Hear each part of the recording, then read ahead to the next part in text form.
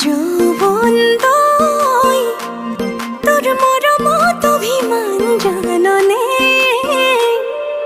যৌবন দই তোর স্নেহর সমিধান বুঝনে।